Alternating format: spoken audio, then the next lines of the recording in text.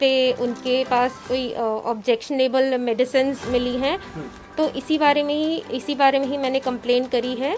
क्योंकि सतीश जी मेरे हस्बैंड विकास मालू के फार्म पे ही होली पार्टी में आए थे और वहीं से मेडिसिन्स मिली हैं, वहीं उनको जो भी उनकी तबीयत ख़राब हुई उस बारे में है।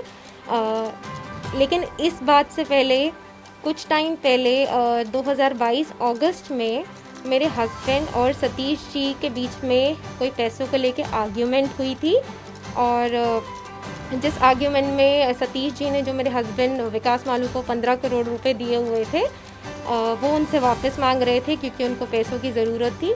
पर मेरे हस्बैंड ने उन्हें कहा कि ये पैसे मैं आपको इंडिया में दूंगा और ये आर्ग्यूमेंट दुबई में चल रहा था। ये आर्ग्यूमेंट 2 दिन चला, एक 23 अगस्त को, एक 24 अगस्त को। तो 24 अगस्त को जब दोबारा आर्ग्यूमेंट हुआ तो उन्होंने कहा कि जब मैंने आपको कह दिया है कि मैं आपको ये पैसे इंडिया में दूंगा और इन पैसों का कोई हिसाब तो है नहीं क्योंकि कैश में लेन देन हुआ था, तो आप कोई कानूनी कार्रवाई तो कर नहीं सकते। सतीश जी को ये सुन के बहुत अजीब लगा था और उन्होंने एक्चुअली जो भी इन्वेस्टमेंट के तरीके से पैसे दिए थे वो कह रहे थे कि मुझे वापस चाहिए। बाद में जब मैंने अपने हस्बैंड से पूछा कि ये किस बात के पैसे मांग रहे हैं और ये क्या आर्ग्यूमेंट चल रहा है आपका, तो मुझे यही बोला गया कि सतीश जी ने 15 करोड़ रुपए उनको दिए थे जो कि कोरोना के टाइम पे डूब गए। तो विकास मालू जो मेरे हस्बैंड है उनको शायद पैसे रिटर्न करने का मन नहीं था, तो उन्होंने बोला कि मैं ये पैसे रिटर्न नहीं करूँगा और मेरे को सतीश जी के बारे में कुछ उल्टी सीधी गंदी लैंग्वेज बोली गई कि वो ऐसे आदमी हैं और मैं तो इनको जो है ना रशियन लड़कियां बुला के ब्लू पिल्स दे के मैं इनका काम तमाम करूँगा क्योंकि ये पैसे मैं नहीं दूंगा अब इनको, ये मेरे को बोला गया। तो जब मैंने ये अखबार में पढ़ा कि और न्यूज़ चैनल्स पे देखा कि ऐसे ऐसे उनकी डेथ हुई है और होली पार्टी पे वो हमारे ही घर पर थे जहाँ पे विकास मालू भी उपस्थित थे, तो मैं ये एंगल इसलिए सामने ला रही हूँ कि पुलिस इस टाइप से फेयर इन्वेस्टिगेशन करे क्योंकि विकास मालू और सतीश जी जो है बिजनेस उनके लिंक भी हैं और जुड़े हुए हैं। उनका कोई स्क्रिप्ट बैंक भी बना हुआ है विद अनिल कपूर और अदर एक्टर्स के साथ, तो उनका बिजनेस लिंक भी है और ये उसी चक्कर में ये इन्वेस्टमेंट किया गया था। कि आपका विवाद चल रहा था आपके पति का, केस कर रहे हैं, आपने भी केस जी, तो ये एक आरोप भी हो सकता है और क्या क्या आरोप है जो आप सामने लाना चाहिए? देखिए पहली बात तो मेरे पति पे मैंने जो है रेप उन्होंने मेरा किया, तो मैंने उसका ही आरोप है उन पे। और दूसरी बात उनके बेटे पे भी, उनके बेटे विनीत मालू ने भी मेरे साथ रेप किया है।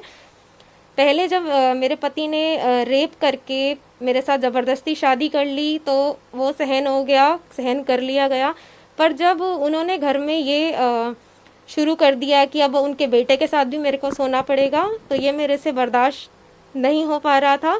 तो जब 17 अक्टूबर 2022 को उनके बेटे ने रेप किया तो मैंने वो घर छोड़ने का फैसला कर लिया और मैं घर छोड़ के आ गई। आपके और उनके केस में अभी तक क्या-क्या डेवलपमेंट्स आए हैं, क्या-क्या चीज़ें हुई? उनके एक्चुअली केस जब से हुआ तब से वो इंडिया आए ही नहीं थे, वो दुबई ही रह रहे थे। वो इन्वेस्टिगेशन में कोई सपोर्ट नहीं कर रहे थे। पर उनको जब कोर्ट का ऑर्डर मिला, उनका LOC उनका इशू किया गया, लुकआउट सर्कुलर, तो तब वो दुबई से इंडिया आए। उनका उन्होंने बेल के लिए अप्लाई किया बट उनकी बेल डिसमिस हो गई। लेकिन पुलिस वालों का फिर भी हमें कोई सपोर्ट नहीं रहा और पुलिस वालों ने उनको अरेस्ट नहीं किया और वो खुलेआम घूम रहे हैं और खुलेआम पार्टी कर रहे हैं।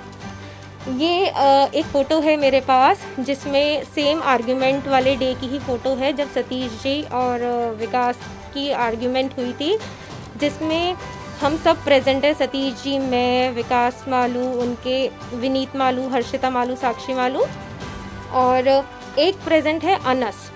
ये जो अनस है इनका बहुत रेगुलर हमारे घर पे आना जाना था दुबई में, और जो मुझे बताया गया है थ्रू विकास मालू ओनली कि ये दाऊद इब्राहिम के बेटे हैं। हमारे घर में एक मुस्तफ़ा, उनका भी बहुत रेगुलर आना जाना था, जो कि मुझे विकास मालू द्वारा ही बताया गया था कि वो दाऊद इब्राहिम के राइट हैंड है।